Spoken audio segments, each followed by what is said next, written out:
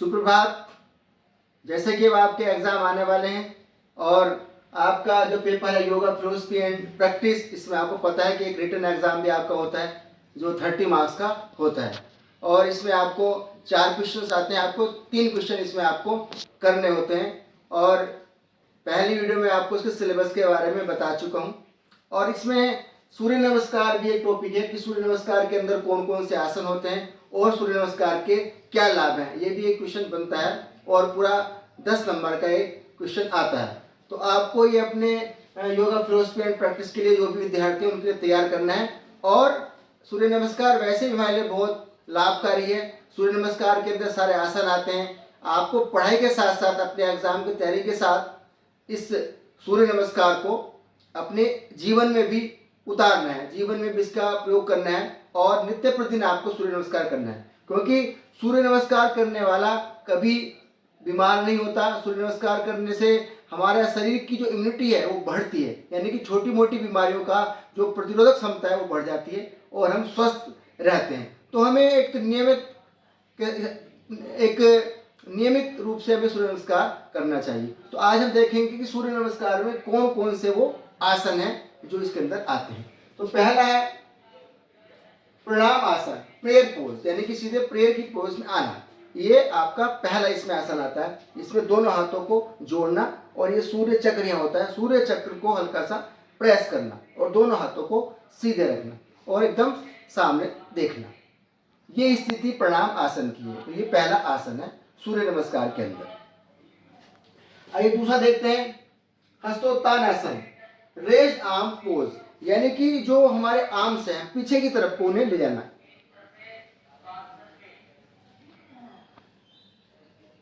दृष्टि ऊपर रखना, पूरे शरीर को ऊपर की तरफ खींचना, श्वास नॉर्मल तरीके से आती जाती रहे। ये हमारी दूसरी स्थिति है, दूसरा आसन है हस्तोत्थान और रेज आर्म पोज। तीसरा हमारा हस्तपाद asana, Hastapad asana, it is also known as standing forward bend. हमें अपने दोनों हाथ ऊपर ले जाकर धीरे धीरे कमर से नीचे की ओर झुकना।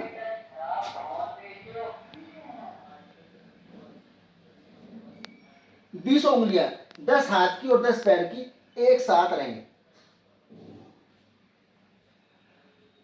ये तीसरा आसन है हस्तपाद आसन और स्टैंडिंग फॉरवर्ड बेंड। सूर्य नमस्कार में हमारा चौथा आसन है अश्व संचालन। अश्व संचालन, इस आसन को एक पाद प्रसरण आसन भी कहते हैं। एक पाद प्रसरण आसन, क्योंकि इसमें एक पैर पीछे जाता है और दूसरा पैर आगे की तरफ रहता है। तो ये कहलाता है अश्व संचालन या एक पाद प्रसरण आसन। आइए इसकी स्थिति को देखते हैं।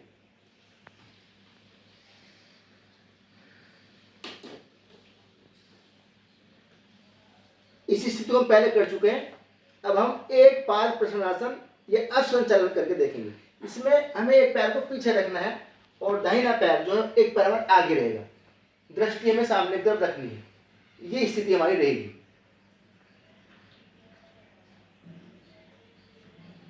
अश्व संचालन या एक पाद प्रसरण आसन।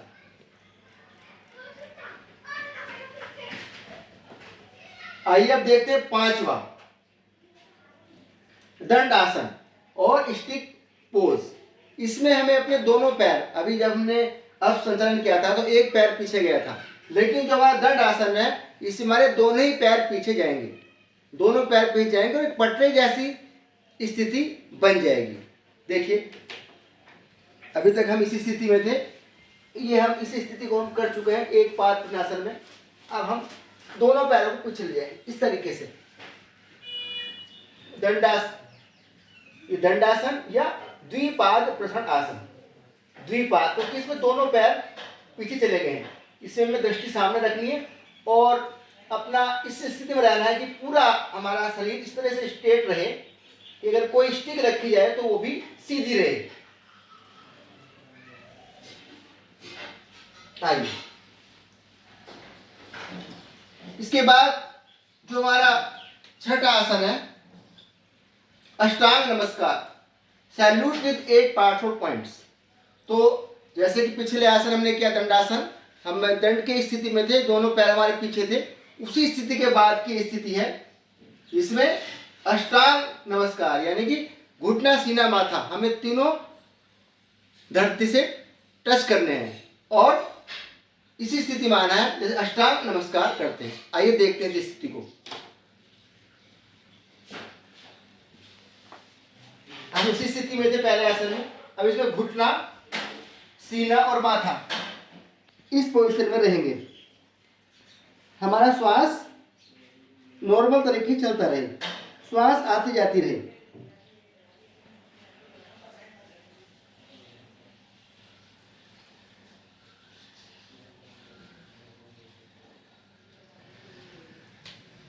इसके बाद अगला हमारा आसन है भुजंग आसन और कोबरा पोज, यानी कि जब हम अष्टांग नमस्कार में थे तो हमें अपने अगले शरीर को इसमें उठाना है, जैसे कोबरा की स्थिति होती है उस स्थिति में हमें आना है। किस तरीके से, आइए देखते हैं।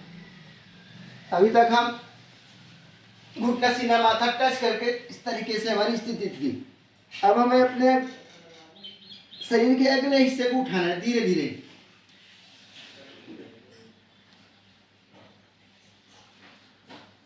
ये स्थिति रहेगी, दोनों हाथों पर वजन बराबर रहे, कमर से में मोड़ना है खुद को, दृष्टि सामने रहे। कोबरा की स्थिति,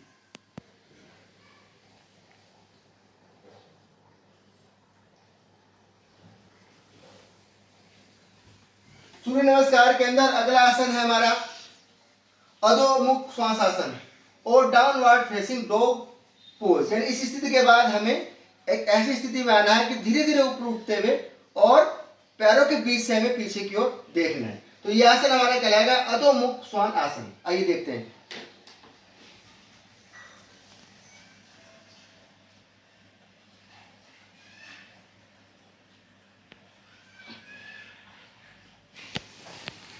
दोनों पैरों के बीच से आसमान देखना है।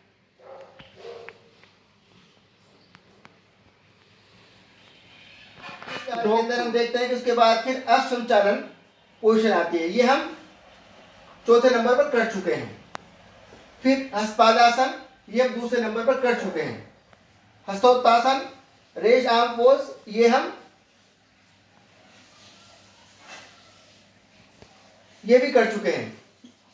और प्रणाम आसन, ये हम पहले नंबर पर कर चुके हैं। इस तरीके से हम देखते हैं कि 1 2 3 4 5 6 7 8 सूर्य नमस्कार के अंदर हम 8 आसनों का प्रयोग कर रहे हैं और बाकी जो 4 स्थितियां हैं वो फिर से हम रिपीट करते हैं, यानी कि वही से स्थिति आ जाती है। तो सूर्य नमस्कार के अंदर ये टोटल 8 आसन है और हमें इतना इनके बारे में लिखना होता है और ये आपके लिए योगा फिलोसफी प्रैक्टिस के पेपर के लिए बहुत ही अच्छा एक क्वेश्चन है।